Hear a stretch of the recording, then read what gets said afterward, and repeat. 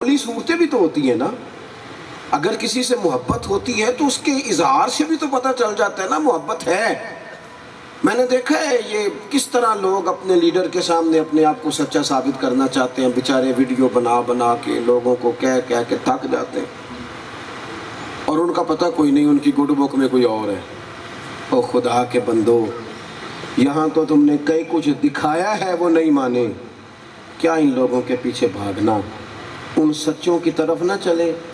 بندہ دل میں نیت ہی کرے، عمل نہ بھی کرے تو اللہ رسول اجر عطا فرما دیتے ہیں. اس لیے زندگی میں حضرت طلحہ بن برا رضی اللہ تعالیٰ عنہ سے حضور نے فرمایا محبت کرتے ہو؟ یا رسول اللہ آپ کو پتہ ہی ہے. تو کبھی کبھی اس کی عملی صورت بھی بندے کے سامنے ہونی چاہیے. حضور فرمانے لگے جاؤ اپنے باپ کی گردن کاٹ کے لاؤ. میں نے کہہ دیا، آپ نے سن لیا، کام خاصا مشکل ہے.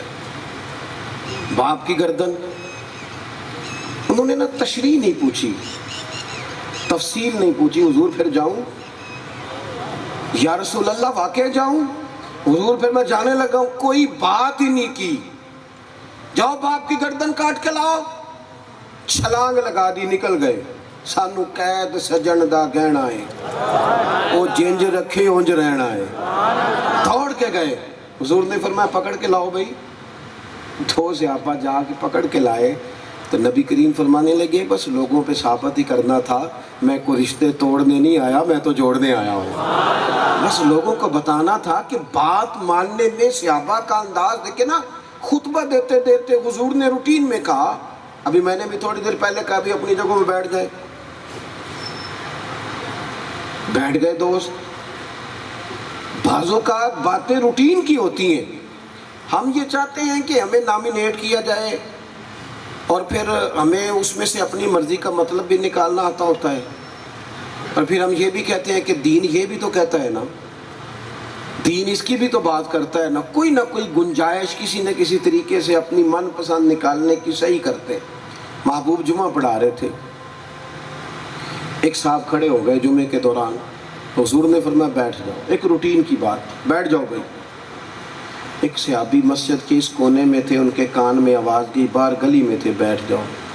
وہ وہیں بیٹھ گئے. ایک اس کونے میں تھے، کان میں آواز گئی، بیٹھ جاؤ، وہیں بیٹھ گئے.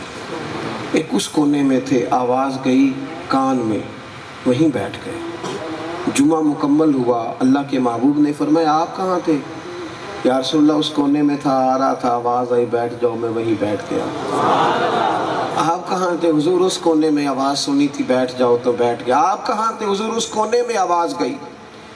محبوب فرمانے لگے نہ آپ سے کہا، نہ آپ سے کہا، نہ آپ سے کہا، ان سے کہا تھا. یا رسول اللہ آپ نے نام تو نہیں نہ لیا. بات ماننے میں جلدی، عمل کرنے میں جلدی، اطاعت کرنے میں جلدی. سانو قید سجن دا گہنا ہے، وہ جنج رکھے ایسا اونج رہنا ہے. اور ہم نے نہ کبھی قطرے پہ غور کیا اور نہ دریا دیکھا، نہیں دیکھا. بس جہاں تیری جھلک دیکھی وہیں ڈوب گئے. دوستو اطاعت کرنے میں جلدی. فرما آپ کبھی صحابہ کا انداز دیکھیں، اور سیانے لوگ سیانے. ایسا نہیں کہ کچھ لوگ ملنگ قسم کے بھی ہوتے ہیں نا، تو ان کو کئی دفعہ کسی کام پہ لگانا آسان ہوتا ہے، اور اگر کوئی بندہ دانشور ہو، معاملہ فہم ہو، دنیا کے سارے اتار چڑھاؤ سے آگاہ ہو، اس شخص کو کسی طرف لگانا. حضرت عبداللہ ابن عمر رضی اللہ تعالیٰ عنہ یہ مفتی ہے مدینہ منورہ، جن چند لوگوں سے صحابہ جا کے فتویٰ لیتے تھے ان میں نام ہے حضرت عبداللہ ابن عمر. اور یہ ان کا علم ہے اور عمل یہ ہے کہ میرے نبی کریم نے فرمایا عمر تیرا بیٹا عبداللہ نیک آدمی ہے. حضور نے انہیں نیک کہا، اتنا بڑا آدمی. لیکن اطاعت کرنے میں نا، حضور کی غلامی کرنے میں جنون کی حد تک، شوق کی حد تک. میں نے کہا ہم تو وجہ ڈھونڈتے پھرتے ہیں نا جی، اور چلو اس کی بھی گنجائش ہے، اس کی بھی گنجائش ہے. ہم تو ہیں ہی راہ رخصت کے مسافر، عزیمت کا سبق پڑھتے ہی نہیں، راہ رخصت کے مسافر. مسجد نبوی شریف میں ایک دروازہ تھا، حضور کے زمانہ مبارکہ میں وہاں سے عورتیں آیا کرتی تھیں. حضرت عمر نے منع کر دیا، فرمایا بھئی عورتیں گھر میں نماز پڑھا کریں، مسلمان مردوں کی تعداد زیادہ ہو گئی اور فتنے کا ڈر ہے، یہاں جگہ اس ترتیب کی خواتین گھر میں رہیں. عورتوں کا آنا بند ہو گیا، چونکہ وہ ایک دروازہ سے مردوں کے نہ گزرنے کی ایک علت تھی، سبب تھی، وجہ تھی کہ یہاں سے عورتیں گزرتی ہیں، مرد نہیں گزریں گے. اب جب عورتیں نہیں گزرتی تو سارے گزر رہے ہیں. سارے لوگ گزرتے تھے لیکن عبداللہ ابن عمر نہیں گزرتے تھے.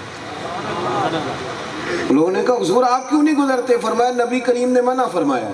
کہا وہ تو ایک وجہ تھی، اب ختم ہو گئی. فرمانے لگے وجہ کا نہیں پتا، حضور نے منع کیا. لہٰذا ساری زندگی اس دروازے سے گزرنا نہیں گزرنا، چونکہ بس محبوب نے منع کر دیا. طے کر لیا تھا انہوں نے کہ ہم نے نبی پاک کی غلامی کرنی ہے، طے کر لیا تھا. تو ایک مقصد تو یہ ہے کہ حضور نے اللہ کی جانب بلایا، ایک مقصد یہ کہ حضور کی فرما برداری کی جائے. تیسری جگہ پہ قرآن مجید حضور کی تشریف آوری کے مقاصد بیان کرتا ہے. کما ارسلنا فیکم رسولا منکم، جیسا کہ ہم نے تمہیں میں سے تمہیں ایک رسول دیے. یتلو علیکم آیاتنا، یہ رسول کیا کریں گے؟ تم پر ہماری آیتیں پڑھیں گے، قرآن پاک پڑھیں گے، قرآن پاک. وَيُزَكِّيكُمْ، اور تمہارا تزکیہ کر دیں. حضور کی تشریف آوری کا مقصد تلاوت قرآن حکیم، امت کو قرآن سکھانا. یعنی وہ اسٹیج پہ محفل ہو رہی ہے، نقیب بھی کہہ رہا ہے سارا قرآن ہی حضور کی تعریف ہے، خطیب بھی کہہ رہا ہے، نعت خواں بھی کہہ رہا ہے، اور سنائی شعر جا رہے ہیں. بھئی سارا قرآن حضور کی تعریف ہے تو پڑھنا پھر چند آیات تو بھی.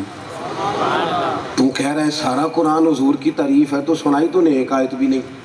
اگر یہ سارا، اور میں آپ سے بھی عرض کروں گا ہمیں غور کرنا چاہیے، قرآن مجید واقعی حضور کی تعریف ہے، اور یہ کسی عام آدمی کی بات نہیں. سید عائشہ صدیقہ فرماتی ہیں کہ اگر حضور کے اخلاق دیکھنے ہو تو قرآن پڑھو، یہی حضور کا خلق ہے. قرآن مجید کے ساتھ امت کا جو رشتہ ہونا چاہیے. کتنے کتنے دن بیت جاتے ہیں، سارا دن موبائل دیکھنے والے لوگ، کمنٹس کرنے والے لوگ، فیس بک دیکھنے والے لوگ، ادھر ادھر کی پوسٹیں پڑھنے لکھنے والے لوگ، مہینوں بیت جاتے ہیں، قرآن پاک نہیں پڑھتے. یا تو کچھ نہ پڑھتے ہو تو سمجھ میں آیا، پڑھتے کچھ نہیں. سارا کچھ جو نہیں دیکھنے والا اسے بھی دیکھتے اور قرآن ہی نہیں دیکھتے. ذوق بنائیں، ذوق، مزاج پیدا کریں. موبائل میں باقی سارا کچھ رکھا جا سکتا ہے، قرآن پاک بھی رکھا جا سکتا ہے.